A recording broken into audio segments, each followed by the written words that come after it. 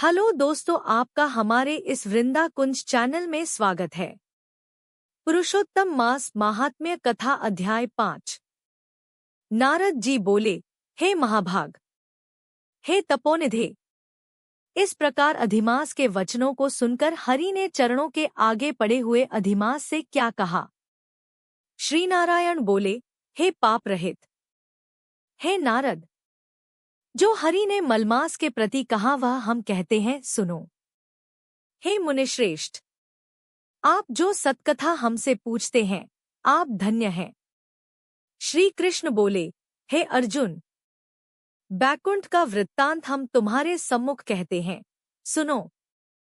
मलमास के मूर्छित हो जाने पर हरि के नेत्र से संकेत पाए हुए गरुड़ मूर्छित मलमास को पंख से हवा करने लगे।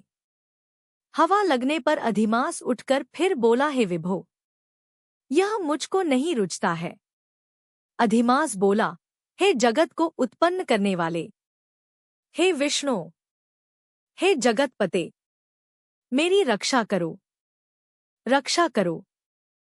हे नाथ, मुझ शरण आए कि आज कैसे उपेक्षा कर रहे हैं। इस प्रकार कहकर कांपते हुए घड़ी घड़ी विलाप करते हुए अधिमास से बैकुंठ में रहने वाले ऋषिकेश हरि बोले। श्री विष्णु बोले, उठो उठो, तुम्हारा कल्याण हो। हे वत्स, विषाद मत करो। हे निरीश्वर, तुम्हारा दुख मुझको दूर होता नहीं ज्ञात होता है। ऐसा कहकर प्रभु मन में सोचकर क्षण भर में उपाय निश्चय करके पुनः अधिमास से मधुसूदन बोले।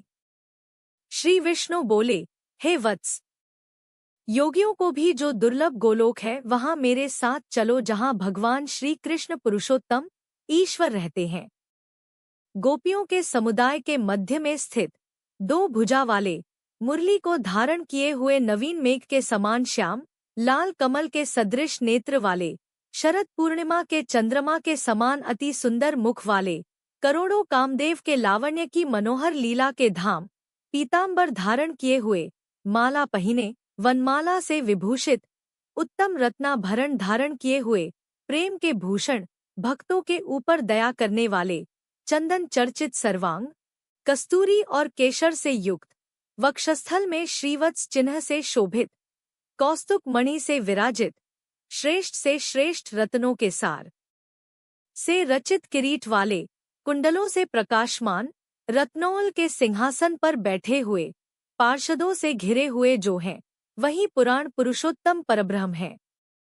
वे सर्वतंत्र स्वतंत्रो हैं, ब्रह्मांड के बीज, सबके आधार, परे से भी परे, निस्पृह, निर्विकार, परिपूर्णतम, प्रभु, माया से परे, सर्वशक्ति संपन्न, गुण रहित, नित्य श्रीरी।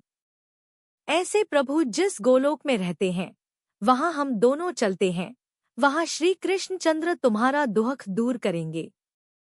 श्री नारायण बोले। ऐसा कहकर अधिमास का हाथ पकड़कर हरि गोलोक को गए।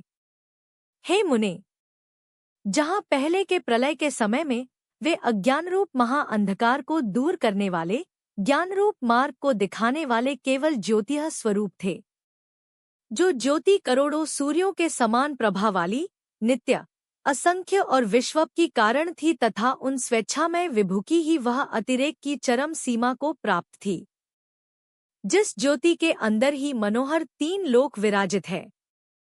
हे मुने, उसके ऊपर अविनाशी ब्रह्मा की तरह गोलोक विराजित है। 3 करोड़ योजन का चौतरफा जिसका विस्तार है और मंडलाकार जिसकी आकृति है, लहलहाता हुआ साक्षात मूर्तिमान तेज का स्वरूप है, जिसकी भूमि रत्नमय है। योगियों द्वारा स्वप्न में भी जो अदृश्य है, परंतु जो विष्णु के भक्तों से गम्य और दृश्य है। ईश्वर ने योग द्वारा जिसे धारण कर रखा है, ऐसा उत्तम लोक अंतरिक्ष में स्थित है। आधि, व्याधि, बुढ़ापा, मृत्यु, शोक, भय आदि से रहित है, श्रेष्ठ रत्नों से भूषित, असंख्य मकारणों से शोभित है। उस गोलोक के नीचे 50 करोड़ योजन के विस्तार के भीतर दाहिने बैकुंठ और बाएं उसी के समान मनोहर शिवलोक स्थित है। 1 करोड़ योजन विस्तार के मंडल का बैकुंठ शोभित है, वहां सुंदर पीतांबरधारी वैष्णव रहते हैं। उस बैकुंठ के रहने वाले शंख, चक्र, गदा, पद्म धारण किए हुए लक्ष्मी के सहित चतुर्भुज हैं। उस बैकुंठ में रहने वाली स्त्रियां बजते हुए नूपुर और करधनी धारण की हैं, सब लक्ष्मी के समान रूपवती हैं। गोलोक के बाएं तरफ जो शिवलोक है उसका करोड़ योजन विस्तार है और वह प्रलयशून्य है, सृष्टि में पार्षदों से युक्त रहता है। बड़े भाग्यवान शंकर के गण जहाँ निवास करते हैं, शिवलोक में रहने वाले सब लोग सर्वांग भस्म धारण किए, नाग का यज्ञोपवीत पहने रहते हैं। अर्धचंद्र जिनके मस्तक में शोभित है, त्रिशूल और पट्टिशधारी, सब गंगा को धारण किए वीर हैं और सबके सब शंकर के समान जयशाली हैं। गोलोक के अंदर अति सुंदर एक ज्योति है। वह ज्योति परम आनंद को देने वाली और बराबर परमानंद का कारण है। योगी लोग बराबर योग द्वारा ज्ञान चक्षु से आनंद जनक, निराकार और पर से भी पर उसी ज्योति का ध्यान करते हैं।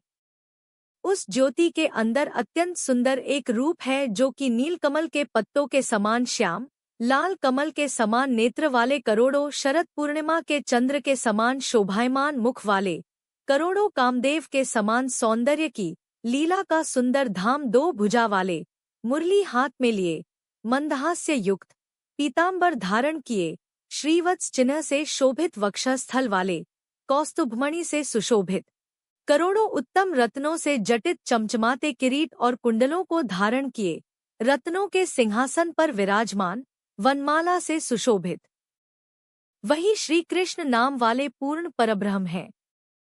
अपनी इच्छा से ही संसार को नचाने वाले, सबके मूल कारण, सबके आधार, पर से भी परे छोटी अवस्था वाले, निरंतर गोपवेश को धारण किए हुए, करोड़ों पूर्ण चंद्रों की शोभा से संयुक्त, भक्तों के ऊपर दया करने वाले, निःस्पृह, विकार रहित, परिपूर्णतम स्वामी रासमंडप के बीच में बैठे हुए, शांत स्वरूप, रास के स्वामी, मंगल स्वरूप, मंगल करने के योग्य, समस्त मंगलों के मंगल, परमानंद के राजा, सत्यरूप, कभी भी नाश न होने वाले, विकार रहित, समस्त सिद्धों के स्वामी, संपूर्ण सिद्धि के स्वरूप, अशेष सिद्धियों के दाता, माया से रहित, ईश्वर, गुणरहित, नित्य श्रीरी, आदिपुरुष, अव्यक्त, अनेक है नाम जिनके, अनेकों द्वारा स्तुति किए जाने वाले, नित्य, स्वतंत्र, अद्वितीय, शांत स्वरूप, भक्तों को शांति देने में परायण, ऐसे परमात्मा के स्वरूप को शांतिप्रिय,